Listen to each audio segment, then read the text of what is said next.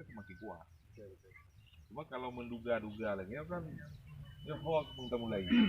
Setelah dipolitisir. Kami masyarakat alhamdulillah Pak.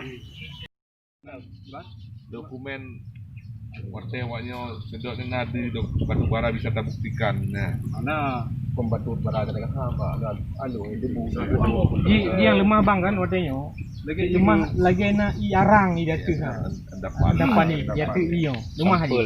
Wate mata orang tarik si lemah beli dia kan.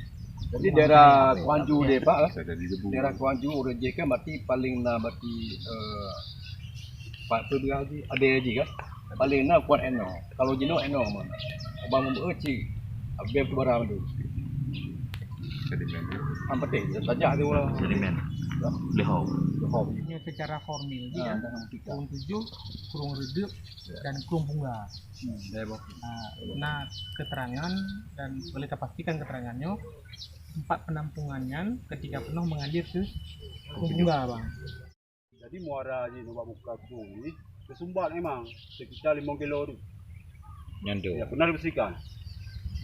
Tersumbat di muara saluran ni. Kado bang.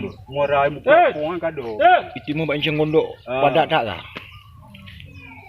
Harus dibuang nanti outro na. Pengawal. Sehingga kurung kakurung itu no. Kurung. Nah itu. Siapa? Dari pagi bukan macam. Dari bengah dah keput. Ada bawa sente. Kira dah nampak sampai. Parang itu deh, itu bahaya nau. Tangguh Haikal. Pak Neka Jumbo.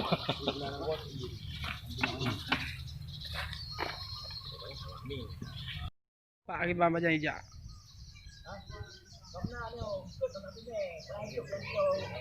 Kamu